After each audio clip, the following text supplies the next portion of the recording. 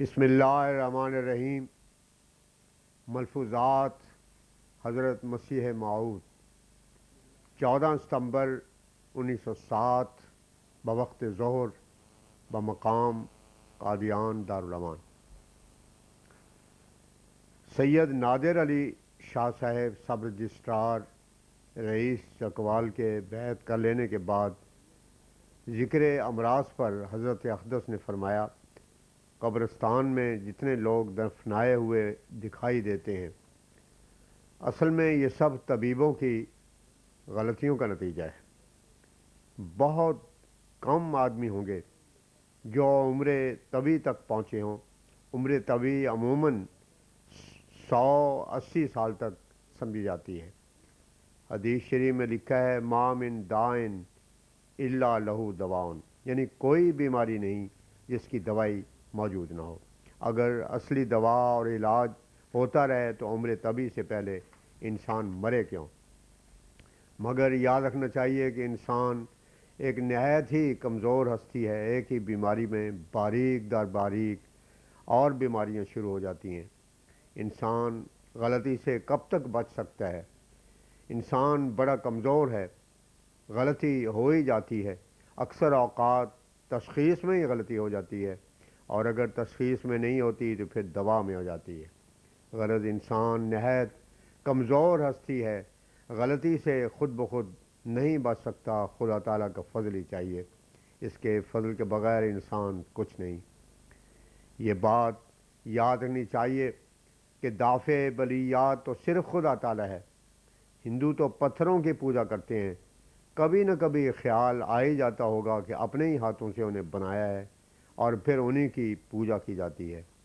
مگر اسباب کی پرستش کرنے والے ان سے بھی زیادہ مشرک ہوتے ہیں۔ نیچری وغیرہ جو اسباب پر بھروسہ کرتے ہیں اور جو اپنی علمیت دولت پر گمن کرتے ہیں، وہ خطرناک مقام پر ہوتے ہیں۔ ہاں، اسباب کا تلاش کرنا منع نہیں۔ قرآن شریف میں لکھا ہے کہ جب جمعے کی نماز پڑھ لو تو اپنے کام کاج کی تلاش میں نکل جاؤ، اپنے کام کاج کی تلاش میں لگ جاؤ اور اللہ کریم کا فضل مانگتے رہو۔ اسباب پر بھروسہ مت کرو۔ مومن کو چاہیے کہ بظاہر اسباب تلاش کرے اور نظر اللہ تعالیٰ پر رکھے۔ علم طب پہلے یونانیوں کے پاس تھا، پھر ان سے مسلمانوں کے ہاتھ آیا تو انہوں نے ہر نسخے سے پہلے شافی لکھنا شروع کر دیا، اور یہ طریق مسلمانوں کے سوا کسی نے بھی اختیار نہیں کیا۔ بڑا سعید طبیب وہ ہے جو ایک طرف تو دوا کرے اور دوسری طرف دعا میں مشغول رہے، اور یہ سمجھے کہ شفا صرف خدا تعالیٰ کے ہاتھ میں ہے۔ یہ فرمایا، شیخ سعدی لکھتے ہیں کہ ایک بادشاہ کو ناروا کی بیماری تھی۔ اس نے کہا کہ میرے لیے دعا کریں کہ اللہ کریم مجھے شفا بخشے۔ تو میں نے جواب دیا کہ آپ کے جیل خانے میں ہزاروں بے گناہ قیدی ہوں گے، ان کی بد دعاؤں کے مقابلے میں میری دعا کب سنی جا سکتی ہے؟ تب اس نے قیدیوں کو رہا کر دیا اور پھر وہ تندرست ہو گیا۔ غرض خدا کے بندوں پر اگر رحم کیا جاوے تو خدا بھی رحم کرتا ہے۔ جو لوگ دوسروں پر رحم کرتے ہیں ان پر اللہ اور اس کے رسول کو بھی رحم آ جاتا ہے۔ دوسروں کے ساتھ بد اخلاقی سے پیش آنا اور بے جا طور پر مال اکٹھا کرنا اور اسباب پر ہی گرے رہنا بہت بری بات ہے۔ فرمایا، گوئے آدھا کلام کا ہوتا ہے، مگر چونکہ غفلت لگی ہوئی ہے، ایک طرف واضح نصیحت سنی جاتی ہے اور دل میں تقویٰ حاصل کرنے کے لیے جوش پیدا ہوتا ہے، مگر پھر غفلت ہو جاتی ہے۔ اس لیے ہماری جماعت کو یہ بات بہت ہی یاد رکھنی چاہیے کہ اللہ تعالیٰ کو کسی حالت میں نہ بلایا جاوے، ہر وقت اسی سے مدد مانگتے رہنا چاہیے۔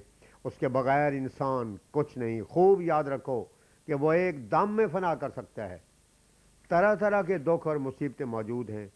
بے خوف اور نہ ڈر ہونے کا مقام نہیں۔ اس دنیا میں بھی جہنم ہو سکتا ہے اور بڑے بڑے مصائب آ سکتے ہیں۔ خوب یاد رکھنا چاہیے کہ کوئی کسی کی مصیبت میں کام نہیں آ سکتا، اور کوئی شریک ہمدردی نہیں کر سکتا جب تک خدا خود دستگیری نہ کرے اور اپنے فضل سے آپ اس مصیبت کو دور نہ کرے۔ اسی واسطے ہر ایک کو چاہیے کہ خدا تعالیٰ کے ساتھ پوشیدہ علاقہ رکھے۔ جو شخص جرأت کے ساتھ گناہ، فسق و فجور اور معصیت میں مبتلا ہوتا ہے وہ خطرناک حالت میں ہوتا ہے، خدا تعالیٰ کا عذاب اس کی طاق میں ہوتا ہے۔ اگر بار بار اللہ کریم کا رحم چاہتے ہو تو تقوی اختیار کرو اور وہ سب باتیں جو خدا تعالیٰ کو ناراض کرنے والی ہیں چھوڑ دو۔ جب تک خوف الہی کی حالت نہ ہو تب تک حقیقی تقوی حاصل نہیں ہو سکتا۔ کوشش کرو کہ متقی بن جاؤ۔ جب وہ لوگ ہلاک ہونے لگتے ہیں جو تقوی اختیار نہیں کرتے، تب وہ لوگ بچا لیے جاتے ہیں جو متقی ہوتے ہیں۔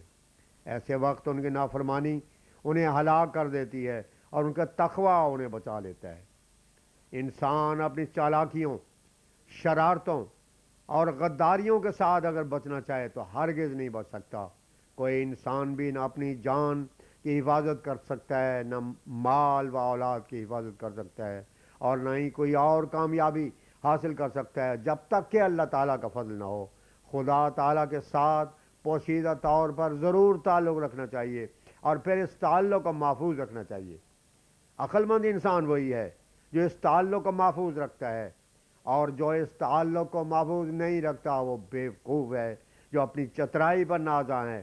وہ ہلاک کیا جائے گا اور کبھی بامراد اور کامیاب نہیں ہوگا۔ دیکھو یہ زمین و آسمان اور جو کچھ ان میں نظر آ رہا ہے، اتنا بڑا کارخانہ، کیا یہ خدا تعالیٰ کے پوشیدہ ہاتھ کے سوائے چل سکتا ہے؟ ہرگز نہیں۔ یاد رکھو جو امن کی حالت میں ڈرتا ہے وہ خوف کی حالت میں بچایا جاتا ہے، اور جو خوف کی حالت میں ڈرتا ہے تو وہ کوئی خوبی کی بات نہیں۔ ایسے موقع پر تو کافر، مشرک، بے دین بھی ڈرا کرتے ہیں۔ فرعون نے بھی ایسے موقع پر ڈر کر کہا تھا آمنتو انہ لا الہ الا الذی آمنت بہ بنو اسرائیل وانا من المسلمین، سورہ یونس آیت 91۔ اس سے صرف اتنا فائدہ اسے ہوا کہ خدا تعالیٰ نے فرمایا کہ تیرا بدن تو ہم بچا لیں گے مگر تیری جان کو اب نہیں بچائیں گے۔ آخر خدا تعالیٰ نے اس کے بدن کو ایک کنارے پر لگا دیا۔ ایک چھوٹے سے قد کا وہ آدمی تھا۔ غرض جب گناہ اور معصیت کی طرف انسان ترقی کرتا ہے تو پھر لا یستاخرون ساعۃ ولا یستقدمون معاملہ ہوتا ہے، ولا یستقدمون والا معاملہ ہوتا ہے۔ جب اجل کی بلا آ جاتی ہے تو پھر آگے پیچھے نہیں ہوا کرتی۔ انسان کو چاہیے کہ پہلے ہی سے خدا تعالیٰ کے ساتھ تعلق رکھے، مگر خیال زلف تو بستن نہ کار خاماس کہ زیر سلسلہ رفتن طریق عیاری۔ انبیاء کا ہی ایسا گروہ ہوتا ہے کہ وہ بے سلسلہ چلتے ہی نہیں۔ جو لوگ انبیاء کی زندگی میں فسق و فجور میں مبتلا رہتے ہیں اور عاقبت کی کوئی فکر نہیں کرتے اور راست بازوں پر حملہ کرتے ہیں اور راست بازوں پر حملے کرتے ہیں، ایسے ان کی نسبت خدا تعالیٰ فرماتا ہے ولا یخاف عقباہا۔ اس سے مراد یہ ہے کہ جب ایک موذی بے ایمان کو اللہ کریم مارتا ہے تو پھر کچھ پرواہ نہیں کرتا کہ اس کے عیال اور اطفال کا گزارا کس طرح ہوگا اور اس کے پسماندہ کیسی حالت میں بسر کریں گے۔ حضور کے مجلس میں ایک شخص نے ستاروں کے ٹوٹنے کی نسبت سوال کیا۔ حضور نے فرمایا جہاں تک پتہ لگ سکتا ہے مفسرین یہی لکھتے ہیں کہ پیغمبر خدا صلی اللہ علیہ وسلم کے دعوے سے پہلے بہت ستارے ٹوٹے تھے، اور یہاں بھی شاید 1885 میں ہمارے دعوے سے پہلے بہت سے ستارے ٹوٹے تھے۔ ایک لشکر کا لشکر اس طرف سے اس طرف چلا جاتا تھا اور اس طرف سے اس طرف چلا آتا تھا۔ والنجم اذا ہوا کا بھی یہی مطلب ہے۔ جب کبھی خدا تعالیٰ کا کوئی نشان زمین پر ظاہر ہونے والا ہوتا ہے تو اس سے پہلے آسمان پر کچھ آثار نظر آتے ہیں، کچھ آثار ظاہر ہوتے ہیں۔ بڑے بڑے مفسر اور اہل کشف بھی یہی بیان کرتے ہیں، اور قرآن شریف میں بھی یہی لکھا ہے۔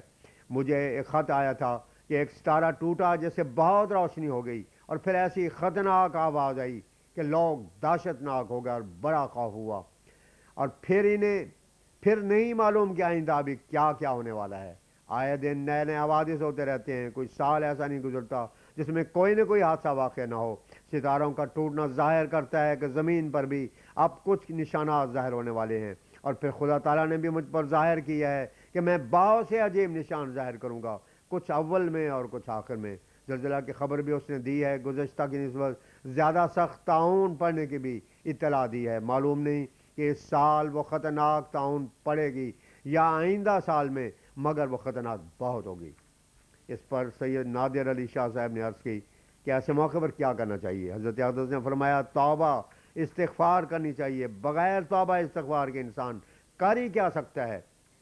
سب نبیوں نے یہی کہا ہے کہ اگر توبہ استغفار کرو گے تو خدا بخش دے گا، 100 نمازیں پڑھو اور آئندہ گناہوں سے بچنے کے لیے خدا تعالیٰ سے مدد چاہو اور پچھلے گناہوں کی معافی مانگو اور بار بار استغفار کرو تاکہ جو قوت گناہ کے انسان کی فطرت میں ہے وہ ظہور میں نہ آوے۔ انسان کی فطرت میں دو طرح کا ملکہ پایا جاتا ہے، ایک تو کسب خیرات اور نیک کاموں کے کرنے کی قوت ہے، اور دوسرے برے کاموں کی کرنے کی قوت، اور ایسی قوت کو روکے رکھنا یہ خدا تعالیٰ کا کام ہے۔ اور یہ قوت انسان کے اندر اس طرح سے ہوتی ہے جس طرح کے پتھر میں ایک آگ کی قوت ہوتی ہے۔ اور استغفار کے یہی معنی ہے کہ ظاہر میں کوئی گناہ سرزد نہ ہو اور گناہوں کے کرنے والی قوت ظہور میں نہ آوے۔ انبیاء کے استغفار کی بھی یہی حقیقت ہے کہ وہ ہوتے تو معصوم ہیں مگر وہ استغفار اس واسطے کرتے ہیں کہ تائندہ وہ قوت ظہور میں نہ آوے۔ اور عوام کے واسطے استغفار کے دوسرے معنی بھی لیے جائیں گے کہ جو جرائم اور گناہ ہو گئے ہیں ان کے بد نتائج سے خدا بچائے رکھے اور ان گناہوں کو معاف کر دے اور ساتھ ہی آئندہ گناہوں سے محفوظ رکھے۔ بہرحال یہ انسان کے لیے لازمی امر ہے کہ وہ استغفار میں ہمیشہ مشغول رہے۔ یہ جو قحط اور طرح طرح کی بلائیں دنیا میں نازل ہوتی ہیں ان کا مطلب یہی ہوتا ہے کہ لوگ استغفار میں مشغول ہو جائیں، مگر استغفار کا یہ مطلب نہیں ہے کہ جو استغفر اللہ کہتے رہیں۔ اصل میں غیر ملکی زبان کے سبب لوگوں سے حقیقت چھپی رہی ہے۔ عرب کے لوگ تو ان باتوں کو خوب سمجھتے تھے مگر ہمارے ملک میں غیر زبان کی وجہ سے بہت سی حقیقتیں مخفی رہی ہیں۔ بہت سے لوگ ہیں جو کہتے ہیں کہ ہم نے اتنی دفعہ استغفار کیا، 100 تسبیح یا 1000 تسبیح پڑھی، مگر جو استغفار کا مطلب اور معنی پوچھو تو بس کچھ نہیں، ہکا بکا رہ جائیں گے۔ انسان کو چاہیے کہ حقیقی طور پر دلی دل میں معافی مانگتا رہے کہ وہ معاصی اور جرائم جو مجھ سے سرزد ہو چکے ہیں ان کی سزا نہ بھگتنی پڑے، اور آئندہ دلی دل میں ہر وقت خدا تعالیٰ سے مدد طلب کرتا رہے کہ آئندہ نیک کام کرنے کی توفیق دے اور معصیت سے بچائے رکھے۔ خوب یاد رکھو کہ لفظوں سے کچھ کام نہیں بنے گا، اپنی زبان میں بھی استغفار ہو سکتا ہے کہ خدا تعالیٰ پچھلے گناہوں سے محفوظ رکھے اور نیکی کی توفیق دے، اور یہی حقیقی استغفار ہے۔ کوئی ضرورت نہیں کہ یوں ہی استغفر اللہ کہتا پھرے اور دل کو خبر تک نہ ہو۔ یاد رکھو کہ خدا تک وہی بات پہنچتی ہے جو دل سے نکلتی ہے۔ اپنی زبان میں ہی خدا تعالیٰ سے بہت دعائیں مانگنی چاہیے، اس سے دل پر بھی اثر ہوتا ہے۔ زبان تو صرف دل کی شہادت دیتی ہے، اگر دل میں جوش پیدا ہو اور زبان بھی ساتھ مل جائے تو اچھی بات ہے۔ بغیر دل کے صرف زبانی دعائیں عبث ہیں، ہاں دل کی دعائیں اصلی دعائیں ہیں۔ جب قبل وقت بلا انسان اپنے دل میں خدا تعالیٰ سے دعائیں مانگتا رہتا ہے اور استغفار کرتا رہتا ہے تو پھر خداوند رحیم و کریم ہے، وہ بلا ٹل جاتی ہے۔ لیکن جب بلا نازل ہو جاتی ہے پھر نہیں ٹلا کرتی۔ بلا کے نازل ہونے سے پہلے دعائیں کرتے رہنا چاہیے اور بہت استغفار کرنا چاہیے، اس طرح سے خدا بلا کے وقت محفوظ رکھتا ہے۔ ہماری جماعت کو چاہیے کہ کوئی امتیازی بات بھی دکھائے۔ اگر کوئی شخص بیعت کر کے جاتا ہے اور کوئی امتیازی بات نہیں دکھاتا، اپنی بیوی کے ساتھ ویسے ہی سلوک ہے جیسا پہلے تھا اور اپنے عیال و اطفال سے پہلے کی طرح ہی پیش آتا ہے تو یہ اچھی بات نہیں۔ اگر بیعت کے بعد بھی وہی بدخلقی اور بدسلوکی رہی اور وہی حال رہا جو پہلے تھا تو پھر بیعت کرنے کا کیا فائدہ؟ چاہیے کہ بیعت کے بعد غیروں کو بھی اور اپنے رشتہ داروں اور ہمسایوں کو بھی ایسا نمونہ بن کر دکھاوے کہ وہ بول اٹھیں کہ اب وہ نہیں رہا جو پہلے تھا۔ خوب یاد رکھو کہ صاف ہو کر عمل کرو گے تو دوسروں پر تمہارا ضرور رو پڑے گا۔ حضرت صلی اللہ علیہ وسلم کا کتنا بڑا روب تھا۔ ایک دفعہ کافروں کو شک پیدا ہوا کہ حضرت صلی اللہ علیہ وسلم بد دعا کریں گے، تو وہ سب کافر مل کر آئے اور عرض کی کہ حضور بد دعا نہ کریں۔